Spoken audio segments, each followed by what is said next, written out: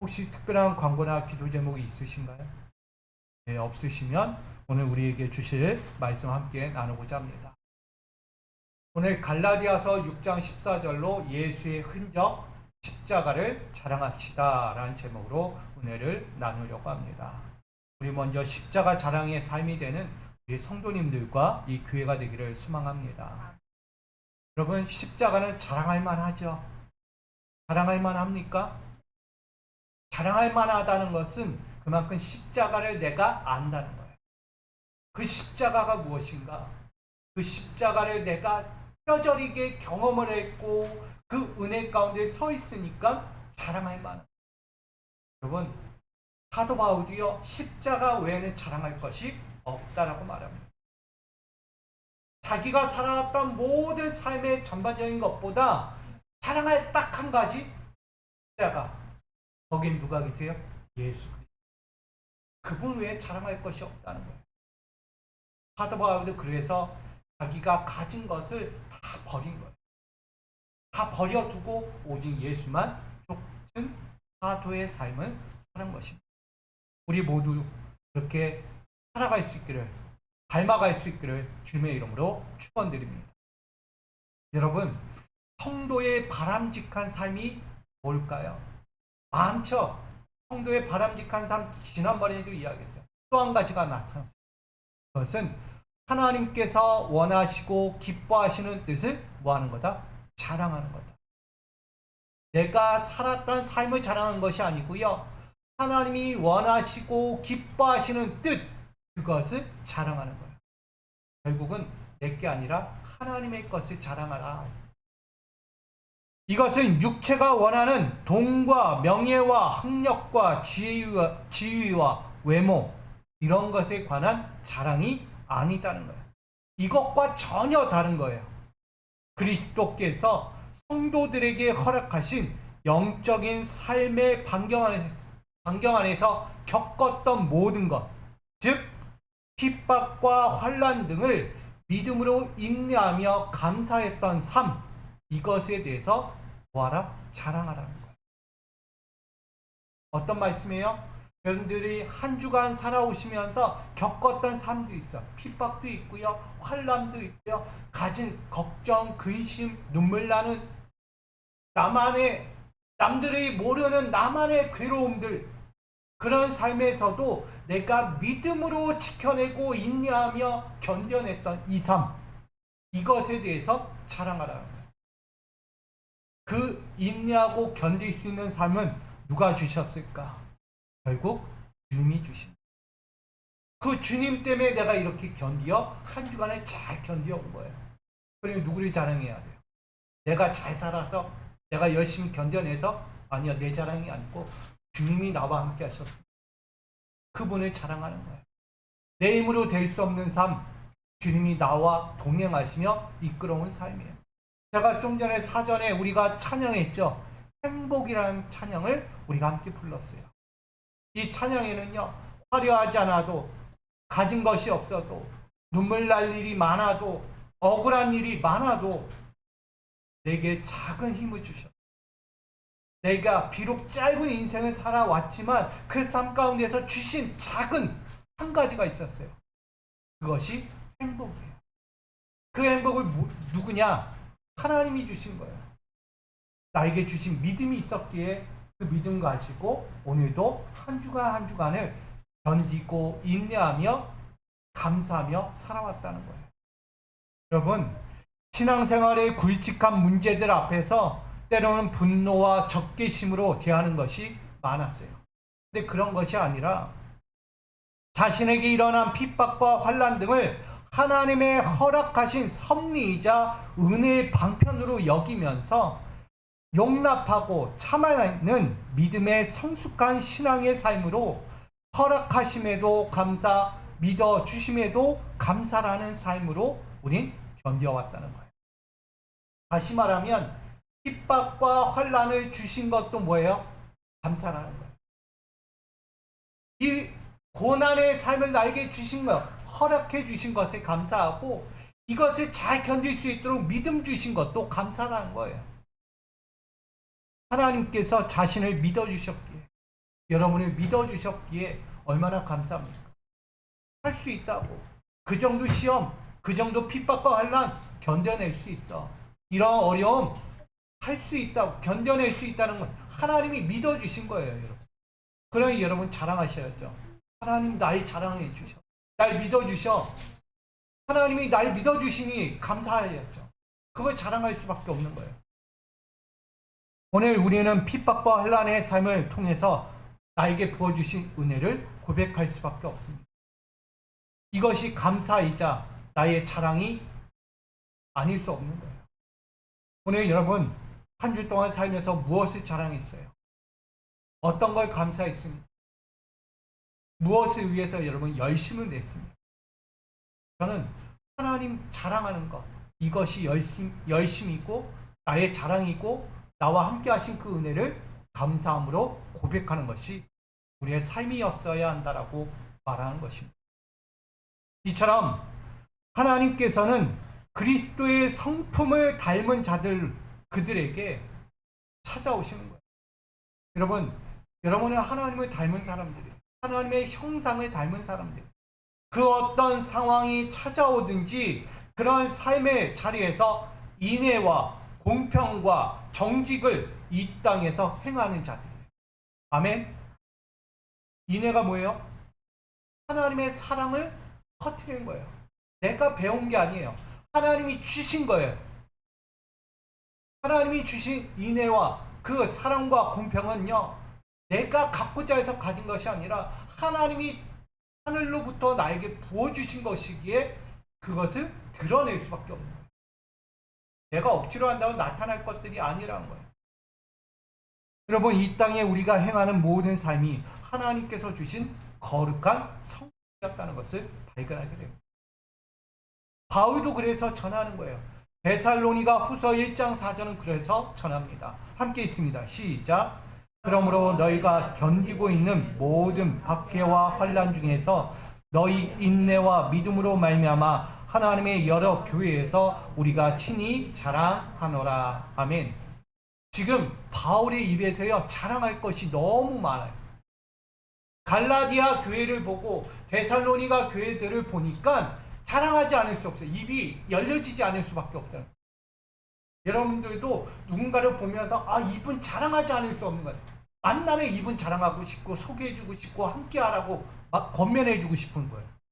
그런 분들이라는 거예요. 누가? 바울이 보는 갈라디아 교회든 데살로니가 교회든 많은 자기가 사역했던 모든 선교제의 사역들의 교회들을 보니까 그런 마음을 가질 수밖에 없어요. 왜일까? 봤더니 그들은 신앙생활을 하면서 인내와 환난, 이 박해 모든 것들이 잘 견뎌냈다는 거예요. 여러분, 신앙생활을 하면서 찾아올 수 있는 게 뭐예요? 박해와 환난이었다는 거예요. 그 당시 과격한 유대인들에 위해서요, 믿어? 너희들이 신앙생활에 어떻게 예수를 믿어? 즉 예수당이라고 말하는 거예요. 예수당. 율법에 준한 유대 사상을 따라가는 것이 아니라 예수를 따라가는 이 신앙, 그것을 보고 과격한 유대인들이 핍박하는 거예요. 멸시하는 거예요. 때로는 예수님처럼 뭐 하는 거예요? 죽이려고 하는 거예요. 그런 이들 앞에서 박해받고 환난 가운데 있었지만 그들이 뭐 하지 않아요? 배교하지 않는 거예요. 예수의 신앙을 배교하지 않고 끝까지 믿음이 죽으면 죽으리라. 이 환난과 핍박이 나에게 찾아와도 나 견뎌내리라. 그런 믿음으로 신앙생활을 한 거예요. 바울이 보니 얼마나 기특한 거예요. 내가 잘 키워놨구나. 내가 믿음의 스승이 되어서 저들 잘 키워놨더니 그런 환경에서도 잘 견뎌내는 거예요. 믿음을 잘 지켰다는 거예요. 우리 목회자들이요, 우리 성도님들 보면서 어떤 마음 갖겠어요? 열심히 목회하면서 말씀 전하고 가르치면서 권면했더니 우리 성도님들이 그 가운데 잘 견뎌내는 거예요. 말씀 안에서 벗어나지 않고 그 어려운 환경에서도 예수 붙잡고 사는 거, 그거 보면서 목회자들은요 행복한 거예요. 아멘. 여러분들도 마찬가지예요. 부모가 자녀들 보면서 행복한 이유가 뭐예요? 신앙 붙잡고 살아가니까 흔들리지 않는 거예요. 어려운 상황이 나에게 찾아왔는데 딱 봤더니 믿음 붙잡고 있어서 흔들리지 않는 거예요. 제가 겪은 거예요, 최근에. 자칫했으면 또다시 세상을 흘러갈 뻔했어요. 원망하고 불평하면서 내가 이렇게까지 했는데 왜 내가 뿌린 것에 그것을 배로 갚아주지 않고 도리어 해로운 것으로 갚아주셨네. 생각지 못한 어려움을 당한 거예요. 여러분, 인간이란 것은요, 좋은 일만 있는 것이 아니라 생각지 못한 환경이 나에게 찾아오는 거예요. 겪어보신 분들 알잖아요. 내가 이만큼 뿌렸는데 도리어 누가 사기를 친 거예요. 도망가 버린 거예요. 어떻게 해요? 그 마음 편하겠어요? 자기 돈만 가지고 날렸다면 상관없어요. 근데 빌린 그 모든 재산을 누가 갖고 튀어버린 거예요. 최근에 있었어요. 그러면 말 못하는 거예요. 고통이 따르는 거예요. 그런 가운데서도 믿음 하나 있어서 다시 그 마음을 붙잡고요. 침착하자. 이런 상황에서 침착하자. 이런 마음 갖고 견뎌냈어요. 여러분, 사람이라는 것은요, 아는 거예요. 보면 기특해 보여요. 아, 역시 신앙이 있으니까 견뎌내는 거야. 믿음 없으면요, 후딱 넘어져 버리는 거예요. 에라 모르겠다고 가는 거예요.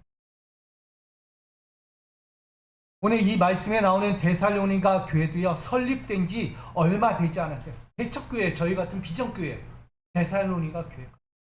그런 교회가 믿음 때문에 신앙의 아름다움을 터치하려고 막 열심을 내고 있는데 과격한 유대인들이 와가지고 어떻게 예수를 믿어? 그러면서 막 핍박하는 거예요. 환난을 주고 그 교회를 무너뜨리려고 가진 수단을 막 부어주는 거예요. 여러분, 그런 환경에서 이 데살로니가 성도들이 끝까지 견디는 거예요.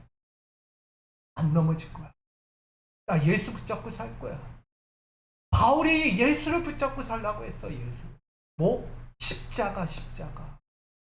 그 십자가 붙잡고 살면 이겨낼 수 있어.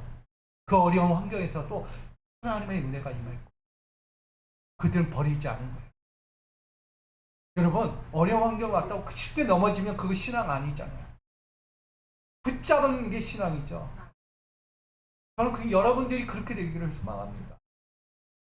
제가 보면서 그런 마음이 너무 감사한 거예요. 그래, 예수 붙잡아야지. 십자가 붙잡아야지. 이 데살로니가 교회 사람들은 믿음과 착한 양심과 찾아오는 모든 시험을 뭘로 여겼다? 기쁨으로 여겼다. 이 핍박과 환난을요, 즐겼어요. 즐기는 사람. 모든 어려움을 즐기는 사람이 이기는 거예요. 할렐루야. 삶이라는 게 늘 행복해요? 아니잖아요. 겪어보면 알잖아요. 겪어보셨고 그 어려운 환경에서 즐긴다는 건 미친 거예요. 한마디로. 근데 이 성도들이 미친 거예요. 뭐에 미쳤기에? 예수에 미치니까 즐거운 거예요. 이런 환경.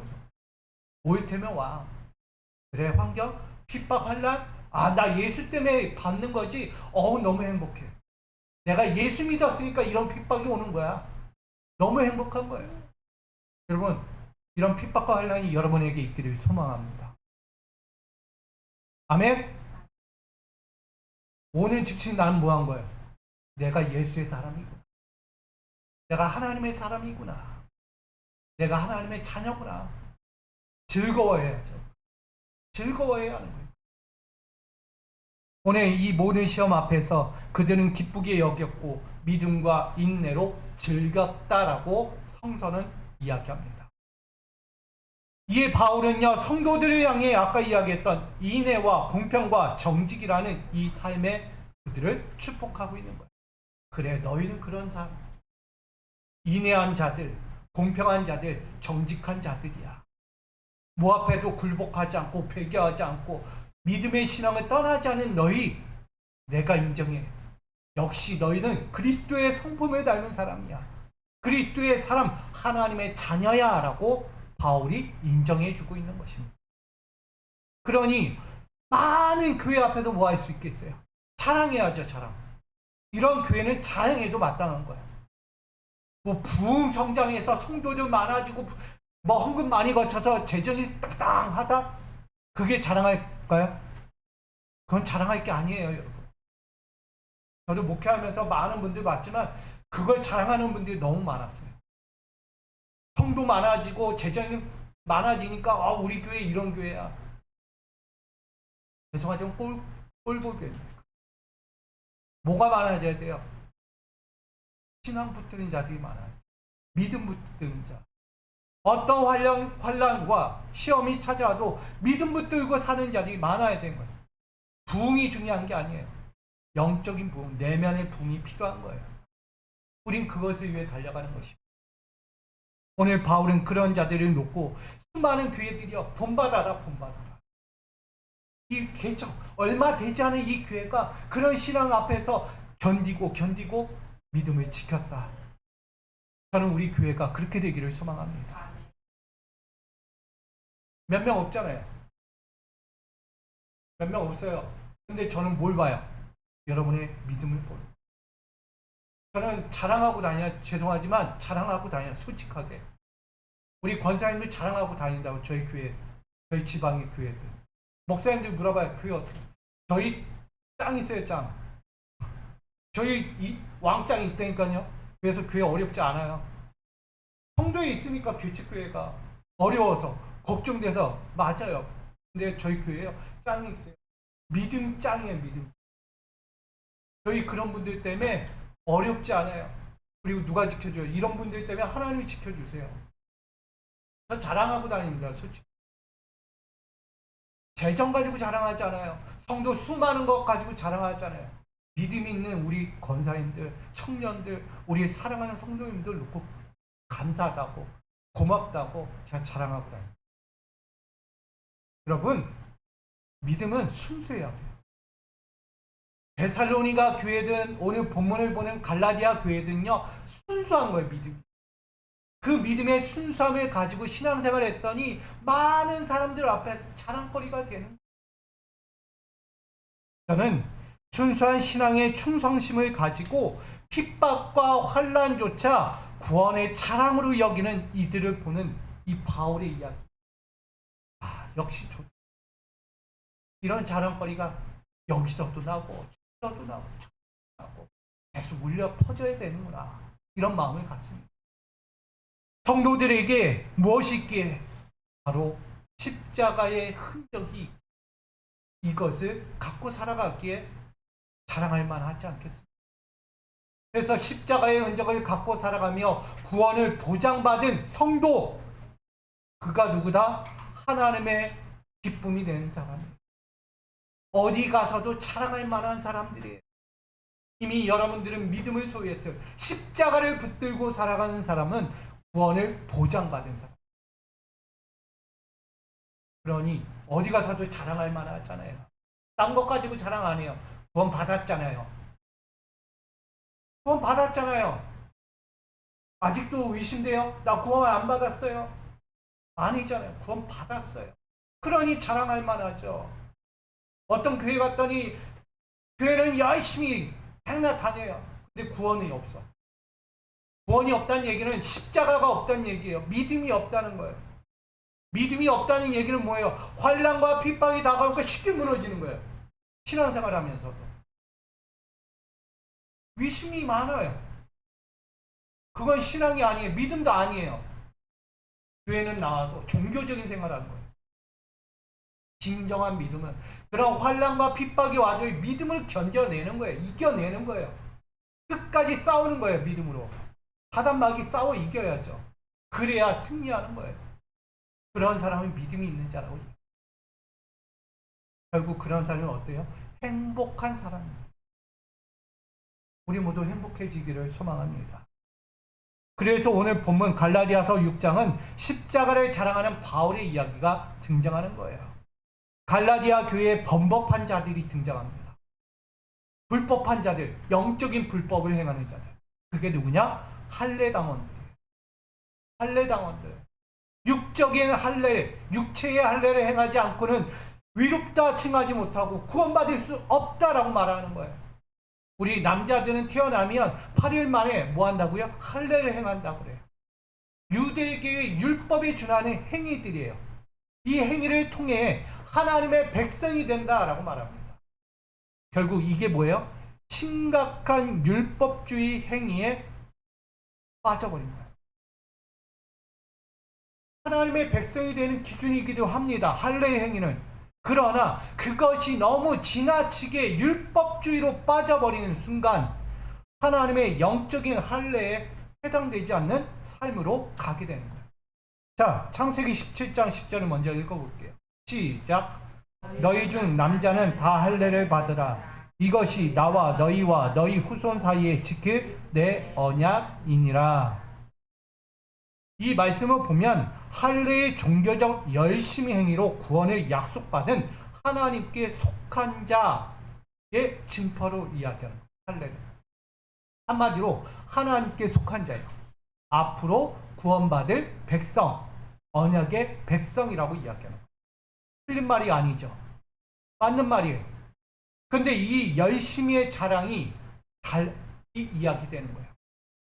자, 이들은 할례의 목적을 어떻게 삼았느냐? 십자가의 도를 겪으면서 겪게 될 핍박과 환난을 뭐하기 위해서? 면하기 위해서.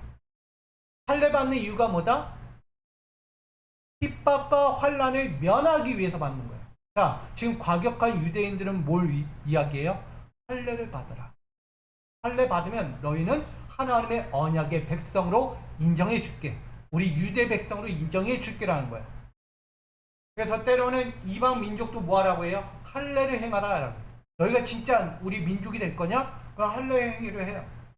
그러면 너희를 인정해 줄게. 받아 줄게라는 거예요. 근데 이만큼 핍박과 환난을 면하기 위해서 할례의 행위를 행하는 것, 결국 그것을 구원을 약속받은 증표로 이야기하면서 자랑거리로 삼고 있었다라는 거예요. 이게 누구의 이야기예요? 할례 당원들의 이야기. 좀 더 나가면 거짓 도사, 거짓 선지자들의 이야기라는 거예요. 할례는 어떤 행위예요? 육적인 할례 행위예요. 이거는 영적인 구원을 이루는데 해당되지 않습니다.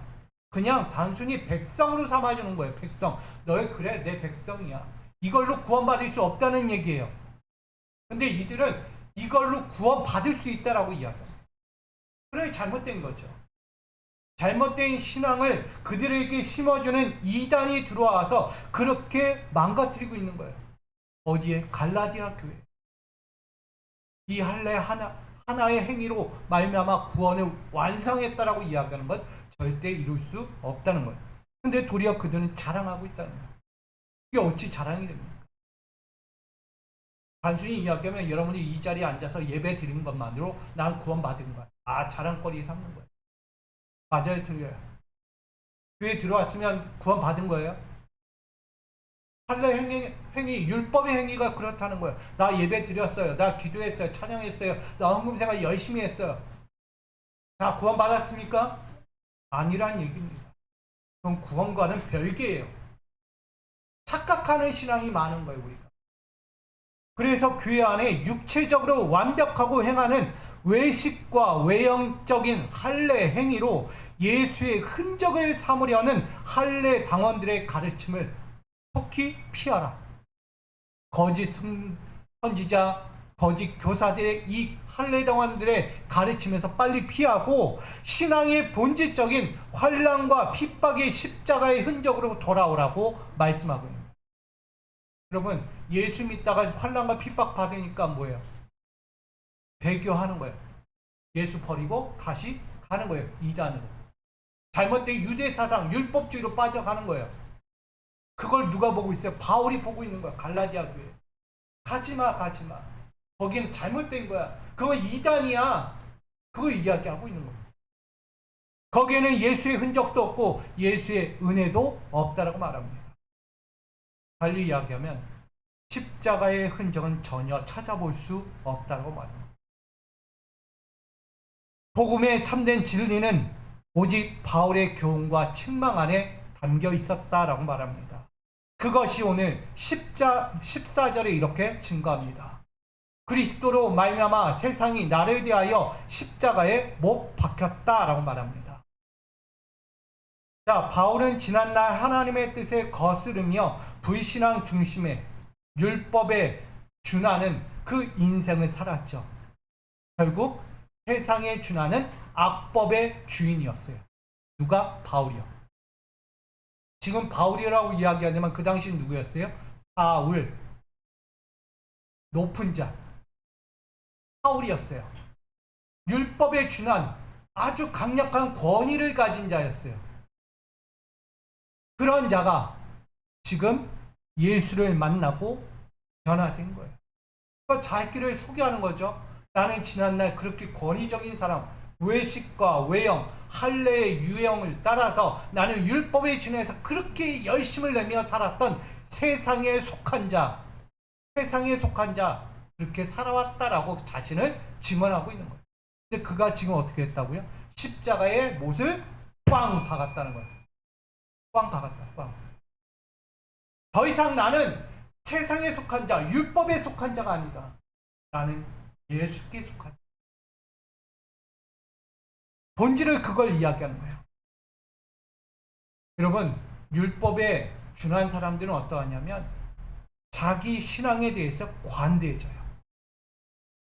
율법에 사는 사람은 자기 신앙에 관대해진다고요. 그리고 타협을 합니다. 이게 율법에 준한 사람들. 바울의 지난날 그랬어요. 자기가 율법의 행위를 하면서 이렇게 했으니까 이것도 괜찮아. 오해하지 마세요. 헌금 1,000원을 해도 내가 율법에 준해서 한 거니까 괜찮아. 10,000원을 했던 1,000,000원을 했던 똑같다라고 여기는 거야. 그게 율법에 준해서 했으니까. 여러분 똑같이 율법에 준해서 헌금 생활을 했으니까 맞죠? 10,000원을 했던 1,000원을 했던 1,000,000원을 했던 똑같은 거죠. 틀린 거 없잖아요. 근데 율법에 준하여 사는 그 율법의 제사장들은 어때요? 낸 만큼 가져가요, 안 가져가요? 그보다 더 가져가는 거예요. 왜? 10분의 1은 가져가게 돼 있으니까. 하나님께 바친 것도 있지만 그가 가져가는 거 있어요. 지도자가. 율법에 준하여 사는 자리 그렇게 사는 거예요. 지금의 성직자들 목회하면서 받잖아요. 성역금이라고 해서 받는 거예요. 할례금이라고. 이들은 그걸 당연시하는 거예요. 그래서 어떻게 해요? 합리화하고 타협합니다. 낼 수 있는 만큼 자기가 할 수 있는 믿음의 분량만큼 낼 수 있음에도 불구하고 타협하는 거야. 이 정도만 내도 이렇게 해도 돼. 헌신하는 것도 이 정도 했는데 저들 보잖아. 내가 길거리에서 기도하고 소리내어 찬양하고 예배하고 하잖아요. 많은 사람 우러러 보잖아요. 이 정도면 됐지. 그들은 율법주의 신앙이에요. 결국 그렇게 가는 거예요. 누가 그랬어요? 바리새인들이 그랬죠. 그들은 그렇게 자신들의 신앙을 합리화하고 관대하게 여기면서 바라보는 거예요. 근데 바울이 그랬다는 거죠. 그럼 바울이 십자가에 완전히 못 박고 더 이상 율법의 행위로 자랑할 것이 없는 인생이 되었다라고 말합니다. 오로지 그리스도의 십자가 외에 결코 자랑할 것이 없다. 이제는 강력하게 그 자신을 증언자로 세워놓고 고백하는 거예요.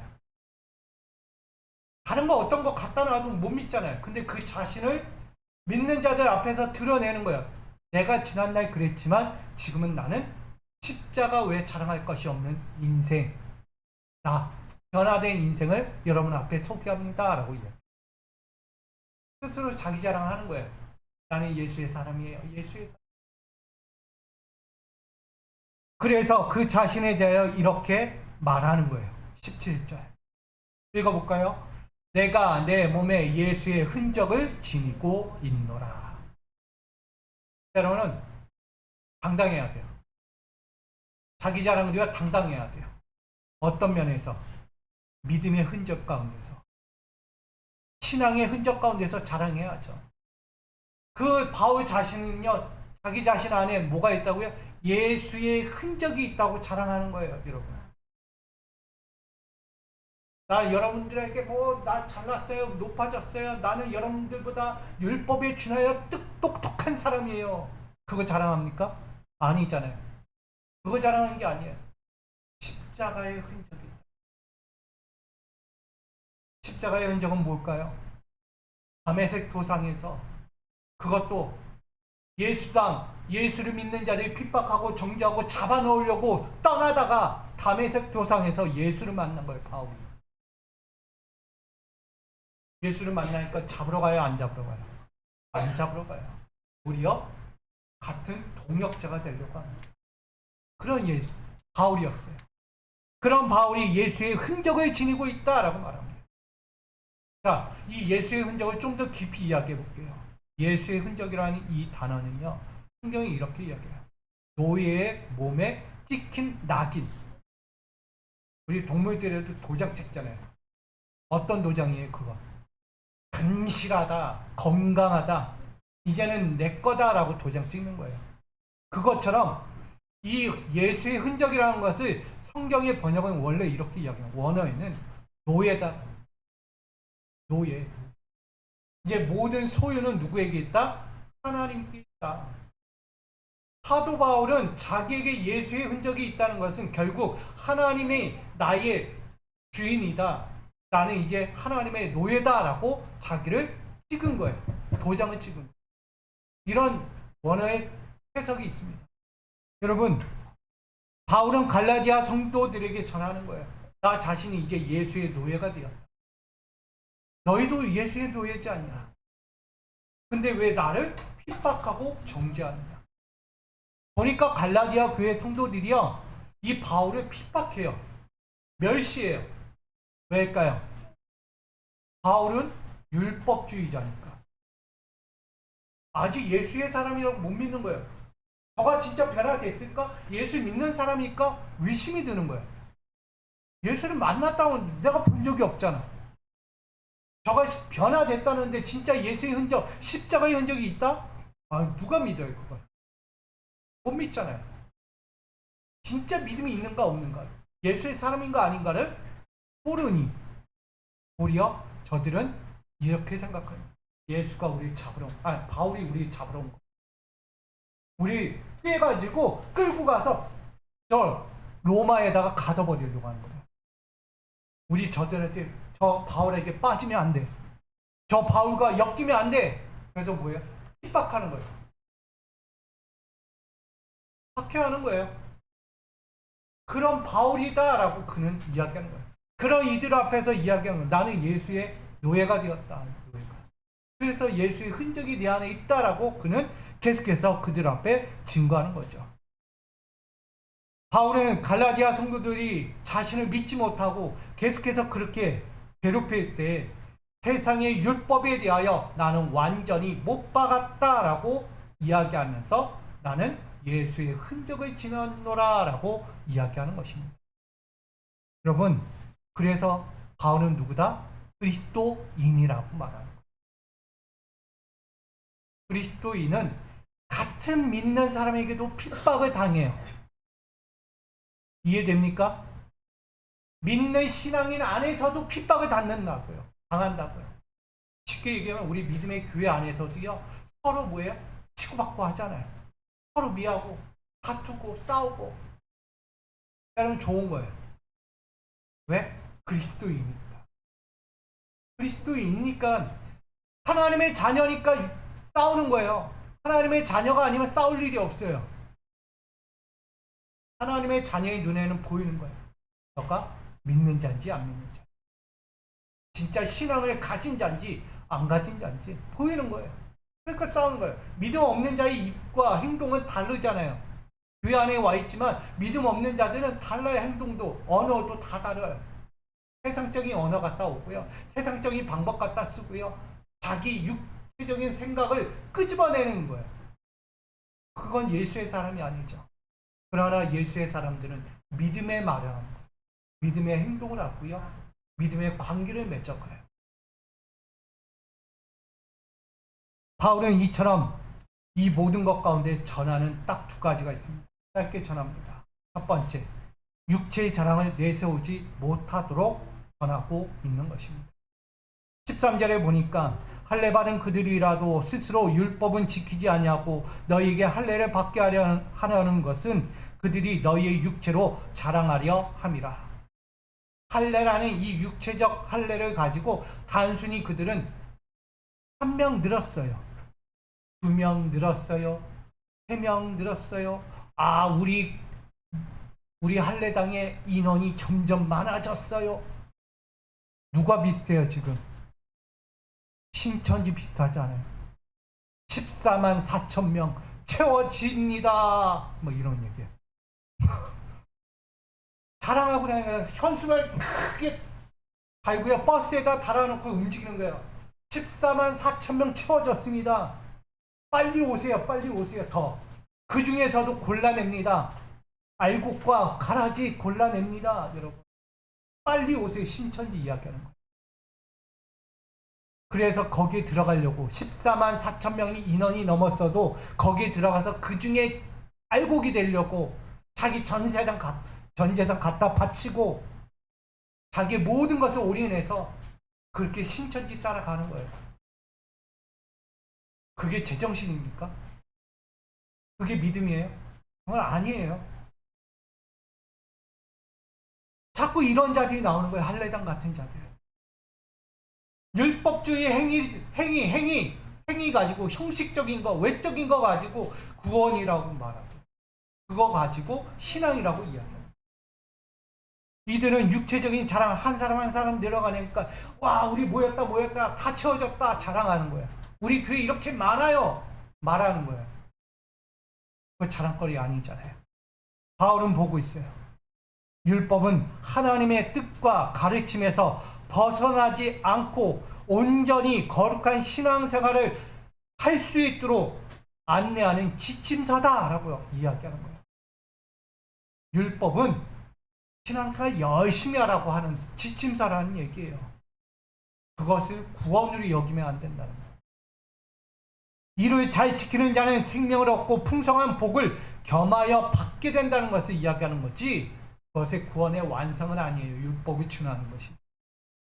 그런데 할례 행위 자체만으로 율법의 기준을 지켰다고 마친다면 율법에 준하는 하나님의 뜻과 가르침에서 멀어질 수밖에 없는 것입니다.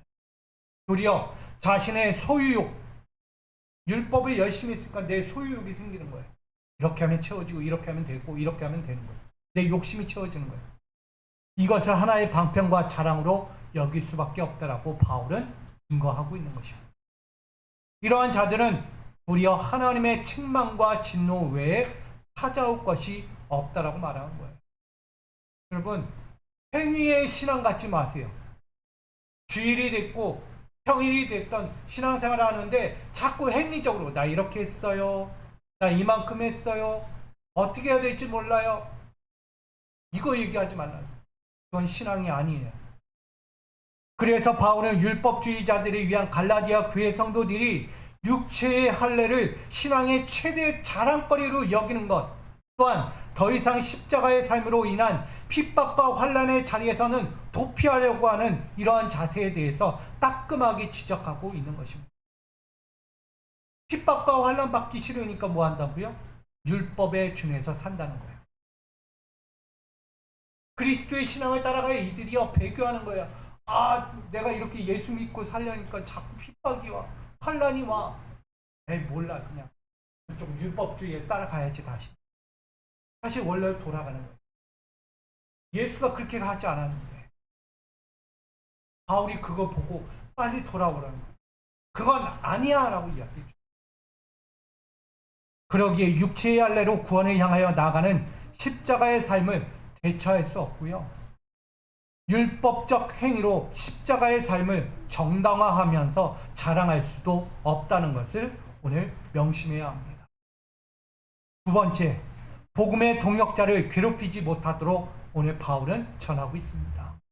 16절 볼게요. 이후로는 누구든지 나를 괴롭게 하지 말라. 바울이 어떤 사람이에요? 나도 그리스도인이에요. 믿는 성도란 얘기예요. 하나님의 사람이란 얘기예요. 근데 왜 나를 괴롭힙니까? 바울도 하소연하는 거예요. 나도 당신과 같은 그리스도인인데 왜 나를 괴롭힙니까? 같이 믿음 생활하고 같이 말씀 보고 같이 복음 전하는 사람인데 왜 나를 괴롭혀요? 날. 딴 사람도 아니고. 억울해 안 억울해? 억울할 만하잖아요. 열심히 했는데 죽으림을 당해서 했는데 교회는 하나님의 뜻과 가르침을 예수 그리스도의 삶과 말씀을 통해서 그대로 전수하고 또한 전하도록 세워진 신앙 공동체예요. 어디가요? 교회가. 하나님의 말씀을 듣고요, 배웠고요, 가르친 대로 사는 것이 교회예요. 그걸 세상에 전하는 거예요. 나누는 거예요. 다시 말하면 그리스도의 삶을 배웠고 깨달았으면 그 삶대로 나가서 전하고 그 예수의 말씀대로 순종하여 살아가야 하는 거예요. 근데 지금 그들은 그렇지 못한 거예요. 도리어 믿는 안에서조차도 박해하는 거예요. 미워하는 거예요. 시기하는 거예요. 질투하는 거예요. 도리어 죽이려 합니다. 이게 어디에 있어요? 교회 안에 있는 거예요. 교회 안에서. 참담한 거죠. 교회 안에서 사랑이 있어야 하는데 도리어 사랑은 보이지 않고 죽이려고 하는 거예요. 죽이려고. 미워하기 바쁘고. 그래야 할 때 교회와 성도는 어떻게 합니까? 상상 이상의 부흥과 영적 성장을 이루는 복을 우린 향하여 달려가야죠. 미워할 것이 아니고요. 품어줘야 돼요. 사랑해야 돼요. 감싸줘야 돼요. 그래 지난날 그랬던 바울이지만 지금 변화됐대. 예수의 흔적이 있대. 그러면 품어줘야 돼요. 사랑. 달리 이야기한다면 죄인도 어떻게 해야 돼요? 받아줘야 돼요. 교회는 죄인도 받아주는 거예요. 어디까지? 살인자도 받아줘야 되는 게 교회라는 거예요. 요즘 받아주기 어렵잖아요. 내 주변에 살인자가 살아. 범죄자가 살아. 어떻게 무서워. 못 살 것 같아. 내. 저도 가끔 편지가 와요. 내 주변에 어떤 사람들이 살고 있어요. 여러분 다 받아보셨죠? 받아보셨을 거예요. 한 번쯤. 그러면 어떤 마음, 내 주변에 이런 사람이 있구나.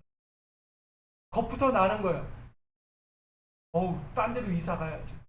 거기 간다고 없겠어요? 바로 내 옆집일 수도 있는데. 여러분, 그런 환경에서 우리는 신앙을 어떻게 가질 거예요? 근데 예수님은요, 하나님은요, 바울이 이야기하는 거예요. 받아줘야지. 그런 자라도 받아줘야지. 바울도 지난날 예수 죽이는 자에 공모했던 사람인데, 나 안 받아주면 어떡하냐.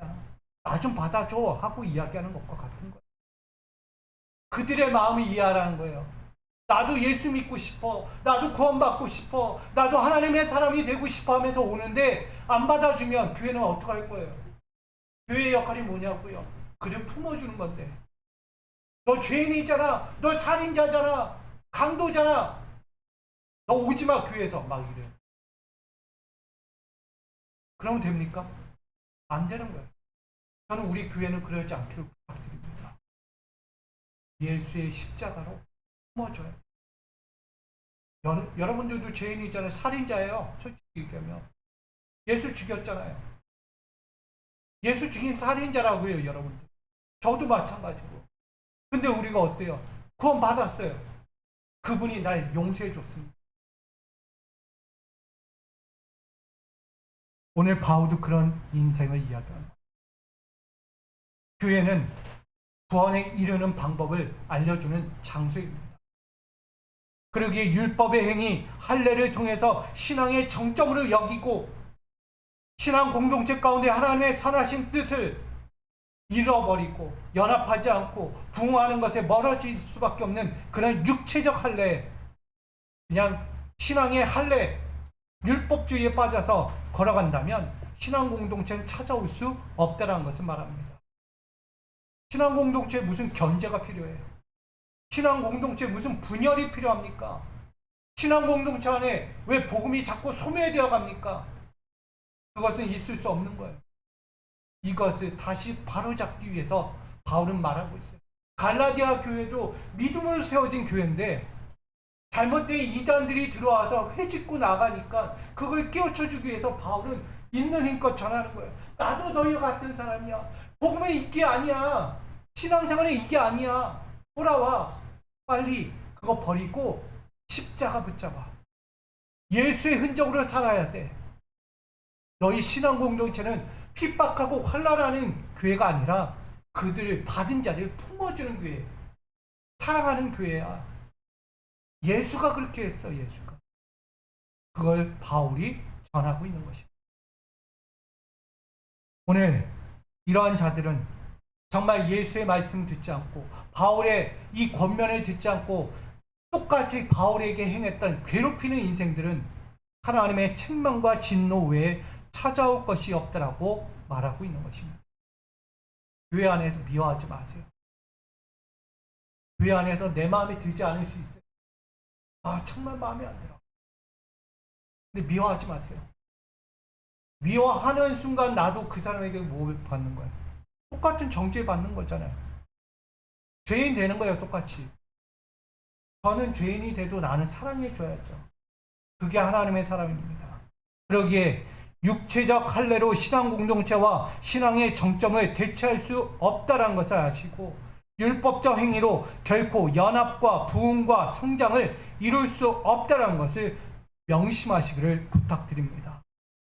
정리합니다.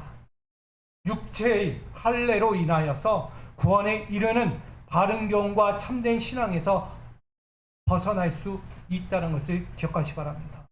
육체의 할례는 구원에 이르는 바른 교훈과 참된 신앙에서 벗어날 수 있습니다.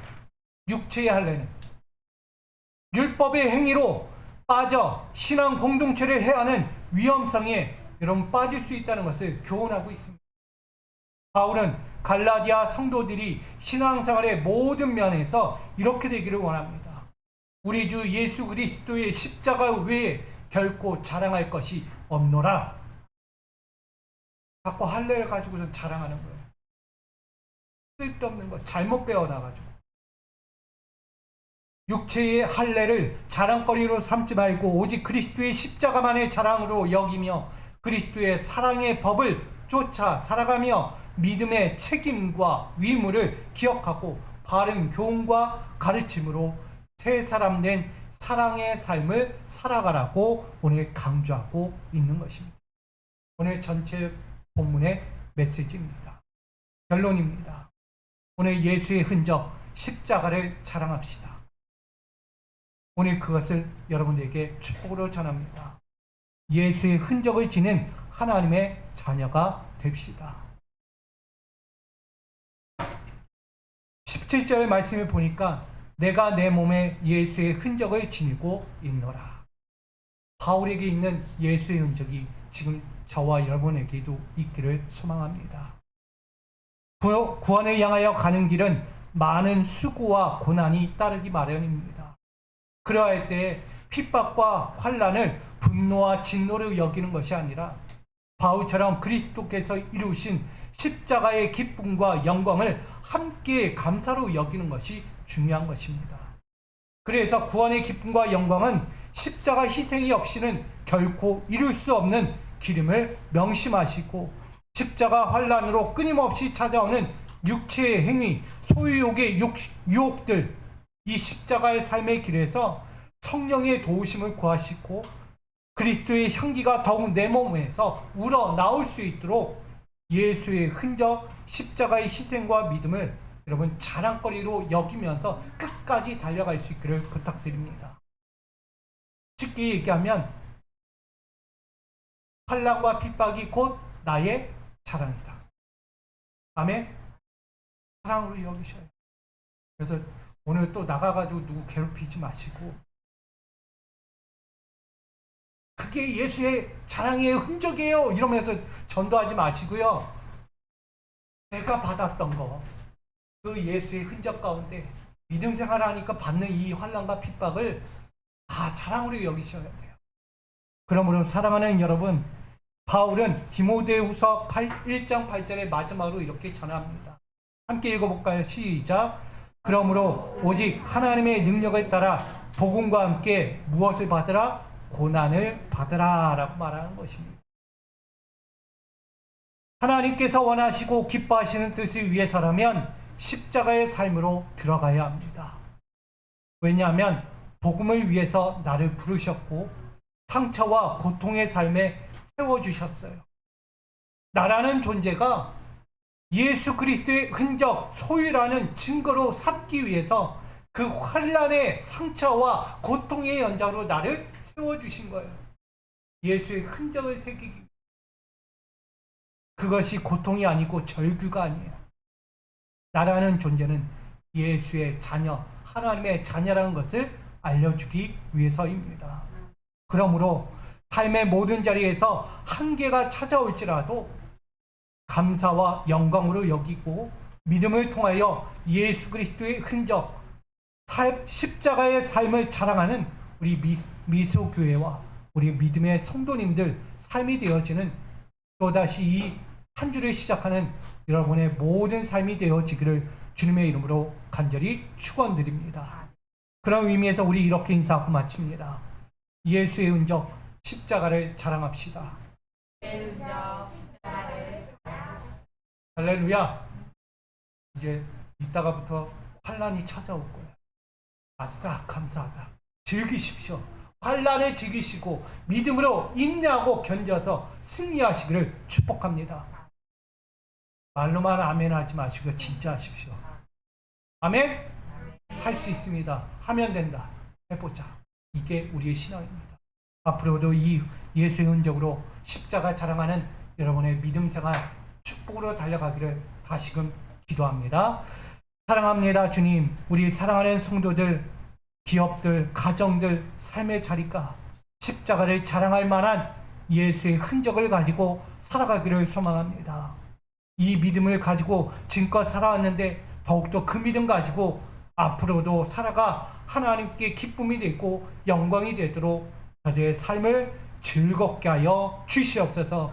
예수의 흔적의 즐거움이 날마다 넘쳐나기를 소망하며 예수 그리스도의 이름으로 기도하옵나이다.